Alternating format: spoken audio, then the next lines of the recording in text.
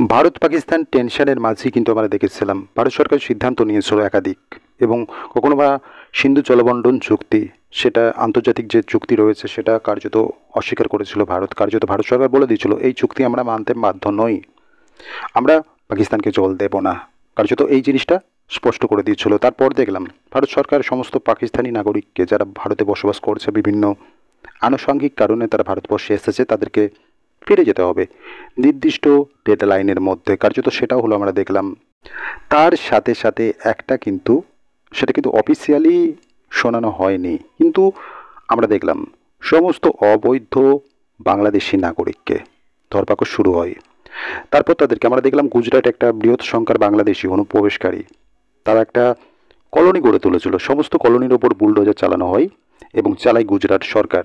তারপর দেখলাম বিভিন্ন রাজ্যের বিভিন্ন অংশে কিন্তু যারা যারা বাংলাদেশি রয়েছে, অবৈধভাবে বসবাস করছে ভারতবর্ষে, তাদের বিরুদ্ধে কড়া অ্যাকশন শুরু করে ভারত সরকার। তো স্বাভাবিকভাবেই এটা করার পিছনেও কিন্তু একটা বড় কারণ রয়েছে। কারণ ভারত সরকার হয়তো মানবিকতার খাতিরে হয়তো এতদিন অনুপ্রবেশকারী যারা বাংলাদেশি ছিল তাদের বিরুদ্ধে কোনো পদক্ষেপ গ্রহণ করছে না, এরকমটা হতে পারে। কিন্তু যখন বাংলাদেশে পালাবদল ঘটলো তারপর থেকে দেখলাম সমস্ত একটা বৃহৎ সংখ্যার বাংলাদেশিরা কিন্তু পাকিস্তানপন্থী, ভারতের প্রতি একটা বিদ্বেষমূলক মনোভাব রাখে। তারপর থেকে কিন্তু ভারত সরকার সজাগ হয়েছে। যখন এই ভারত পাকিস্তান টেনশন চলছে, যখন একটা যুদ্ধ পরিবেশ, তখন কিন্তু কেন্দ্র সরকার সমস্ত পাকিস্তানিদের পাকিস্তানে ফেরত পাঠিয়ে দিল। পাশাপাশি অবৈধ বাংলাদেশিদের বিরুদ্ধে কড়া অভিযান শুরু করলো। এবং এই সমস্ত কিছুর মাঝে এখনও কিন্তু সেই টেনশন রয়েছে। ভারত ইতিমধ্যে অভিযান চালিয়েছে, অপারেশন সিঁদুর চালিয়েছে পাকিস্তানে।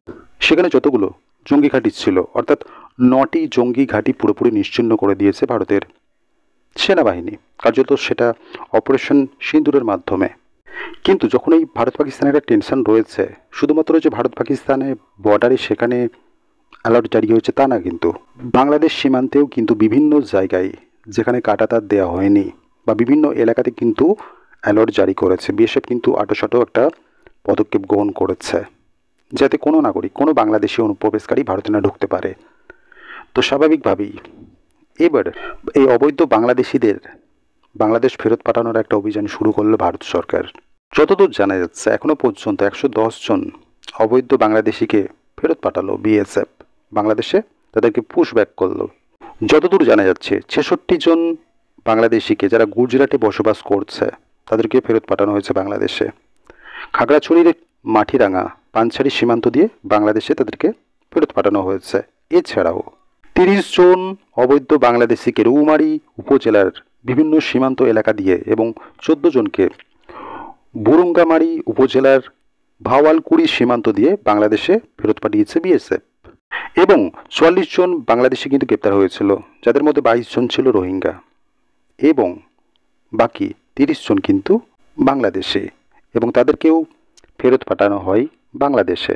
এভাবেই কিন্তু বিএসএফ বিভিন্ন সীমান্ত দিয়ে কিন্তু বাংলাদেশিদের ফেরত পাঠানো হচ্ছে। কিন্তু এমনও দাবি তোলা হয়েছে এই ভারতবর্ষে একটা বৃহৎ সংখ্যার, একটা বিপুল সংখ্যার অবৈধ বাংলাদেশি কিন্তু বসবাস করছে, বিশেষ করে বাংলায়, যারা কিন্তু গুজরাট থেকে শুরু করে অন্যান্য বাংলা বাদে অন্যান্য রাজ্যে বসবাস করছে এবং যারা ধরা পড়ছে তারা কিন্তু এই বাংলার আইডেন্টিটি কার্ড ইউজ করছে।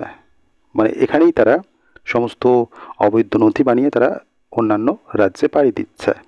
তো এই বিষয়টা আশা করা যায় যে কেন্দ্র সরকার বাংলাদেশের যে রাজনৈতিক অবস্থা, তো ভারত সরকার অবৈধ বাংলাদেশিদের বিরুদ্ধে একটা কড়া অবস্থান নিচ্ছে, সেটা কার্যত স্পষ্ট হচ্ছে।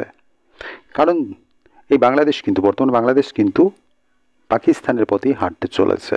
তো স্বাভাবিকভাবেই পাকিস্তানের বিরুদ্ধে যেরকম কড়া দাওয়াই ভারত দিচ্ছে, পাকপন্থী বাংলাদেশি তাদের বিরুদ্ধেও কিন্তু এই কড়া দাওয়াই দেওয়া হবে।